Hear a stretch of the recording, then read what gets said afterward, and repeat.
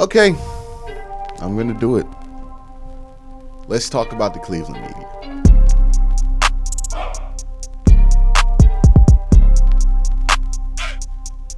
So, what's been interesting to me over my, 4 or 5? Has it been 5 years already?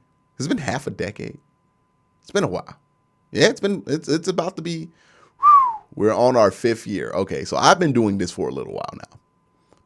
And if I've learned anything while doing this, and I've learned a lot, is people have very strong opinions about the local media when it comes to the Browns.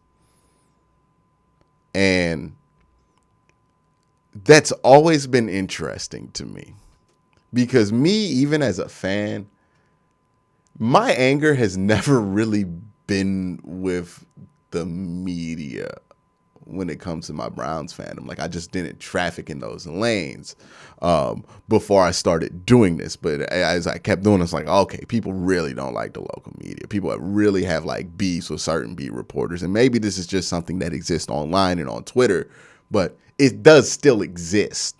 And it even happens with me, right? And I want to talk about this term or this ideal of biased media.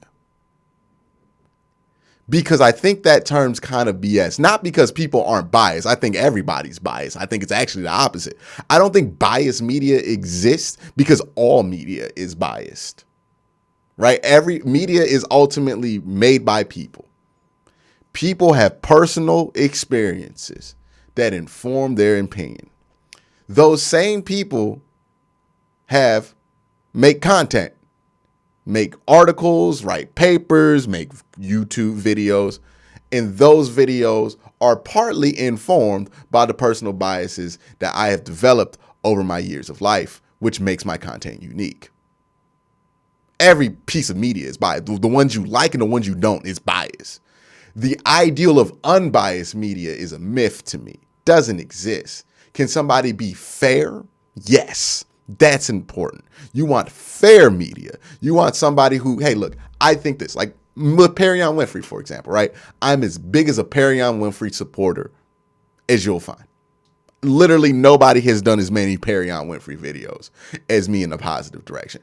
I think that dude's going to be good. I advocated for the Browns draft for him. When they drafted him, I went live. Like, I am clearly biased in the direction of I want Perion Winfrey to succeed. But I wasn't out here saying Perion Winfrey was playing well early in the season.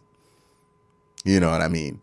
I wasn't saying he should be cut off the team or anything crazy like that. But I also was like, yeah, he's not playing well, but maybe give him some time, right? And I wasn't gonna get so carried away in it that look, I understand I am biased towards Perion Winfrey, but I am going to be fair about my opinion about his play, right? You know, when he got all the off the field stuff, I didn't just ignore it. I brought it up, right? Because it's a topic that's been brought up here. I did a video on the whole off the field scooter incident, right? And I feel like that is me being fair. And I think a lot of people kind of interpret that as unbiased. No, I'm biased. Right? I'm a Browns fan. Tons of biases here, right? But I'm ultimately going to try to be fair. And I think we hold media up to this ideal of being unbiased when that just doesn't exist. So it can make anybody seem uncredible when you dig deep enough because everybody has a bias, right? The question should be whether they're being fair.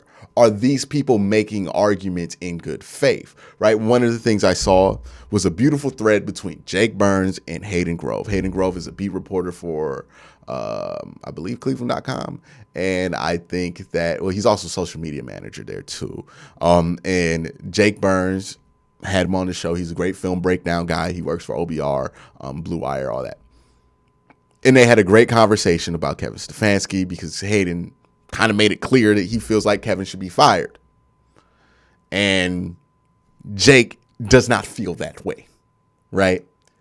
They both have biases coming in, but I felt like the way that they carried that conversation was fair. I don't think Hayden was coming out of bad faith, and I don't think Jake was acting out of bad faith, ignoring stats and making points that are like straight up lies. There are a lot of people who act in bad faith in this town. There are a lot of people in sports media that act in. There are a lot of people in media in general that act in bad faith, right? Where everything's an absolute opinion, where they cannot have any room for error, where they will never hedge anything. These are telltale signs of somebody acting in bad faith, because you don't need to hedge your bet when you're just going to lie. You know what I mean? You don't need to have any room for doubt when you're just going to make up your argument. And that's what a lot of people do. You could poke holes into those arguments very easily with a couple of follow-up questions, but a lot of these things are presented in forms where follow-up questions will never be asked. Or if they are, they're very controlled in the response. So I think a lot of the anger about biased media is with this ideal that unbiased media exists. And I think that Baker Mayfield thing really kind of tells the story of it, because there were people who thought I was unbiased until I did not have the same opinion as them with Baker Mayfield. And what really got revealed was you just thought I agreed with you about everything. You know what I mean? Like, the second I disagreed with you, I went from unbiased media to biased media, which tells me that this was never about unbiased media. It was about you wanting me to confirm your beliefs, which some people who are watching this video right now definitely probably watch me because I'm confirming some beliefs that they have about the team that they want reaffirmed, because I think that way now. But if I change my mind based on information that I saw in a given year, I'm pretty sure they'd be mad at me. That's kind of how this thing works, right? There are people still mad at me because I'm not a fan because I don't think Baker Mayfield's a franchise quarterback anymore, after I thought that could have been the case in 2020, right? The 2 years that happened in between changed my mind. And that didn't sit well with a lot of people. I'm fine with that, because ultimately I feel like I was fair in that process. You can say a lot about biasness and all that. The other thing I wanted to talk about, right, is Hayden Grove is a beat reporter. He does ask questions at the media scrum. Now, he doesn't break news, but Mary Kay does break news, right? And I think Mary Kay kind of gets into this because she becomes kind of the scapegoat for a lot of things, because she breaks news and she also has opinion pieces. And sometimes what happens with beat reporters is that somebody from out of town will see a Mary Kay article and think she's breaking news when she's just telling you how she feels about it. And, that's a weird paradigm, right? Like, should beat reporters give their personal opinions? I'm in the camp of yes, because again, I don't think this ideal of unbiasedness actually exists. I think everybody has biases, and the more transparent people in the media are about their biases, I think the more healthy the discourse can be. Because sure, there's the possibility that somebody finds out one of your biases is that you don't want Kevin Stefanski to be here because maybe you don't like the way he answered your question one day, right? And you just personally don't like him. Let's use a hypothetical example. Let's say me and Myles Garrett had beef, right? Like, Myles Garrett didn't like me, and I felt like Myles Garrett disrespected me personally with something he tweeted, said, or did. I feel like it would be my responsibility before I make any videos about Myles Garrett to be very upfront with the fact that me personally, I don't mess with homeboy. Like, I don't like Myles Garrett, but this is what he did in the game, right? So you can take that information in at face value of, hey, this man might not like him. He might be hating. This is time to double check and make sure he's being fair in the points he's bringing up. Not saying like I can't bring up anything about the dude because I don't like him, but I also have a duty to be fair. And I think that's what's important, right? We freak out sometimes because we see these beat reporters have like personal opinions about things. And I think that's fair for them to have. I think they can have personal opinions about things, but we don't do the next step, which is, okay, evaluate what they said based on whether it's fair or not.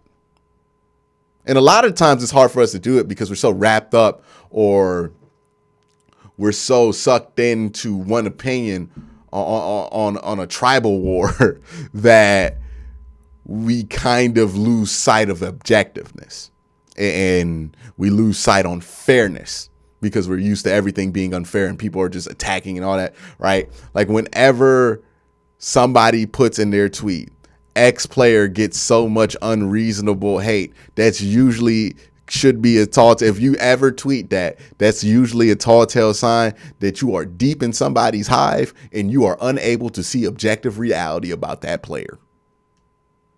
And a lot of us were there with Baker Mayfield. Hell, in 2020, I was there with Baker Mayfield. I'm not saying I'm infallible here. I'm saying I have fallen victim to these same things. And these are the tools that I use personally to avoid falling into those traps that I have learned from my experience. And that's kind of my video, right? I don't want to make it seem like anybody's not doing a good job or anything else like that. But we should be able to allow some of these beat reporters to have their own personal opinions.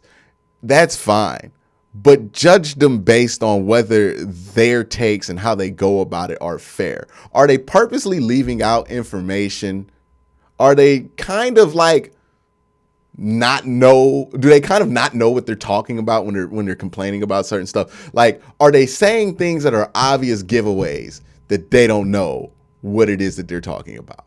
Are they being unfair? Are they only doing research? Not like when you do research, if I have an opinion about a player, I try to make sure that I look for everything to tell me that that player is the opposite of what I feel of that player, right? Because I want to be proven wrong to make sure that I'm right about what I'm saying.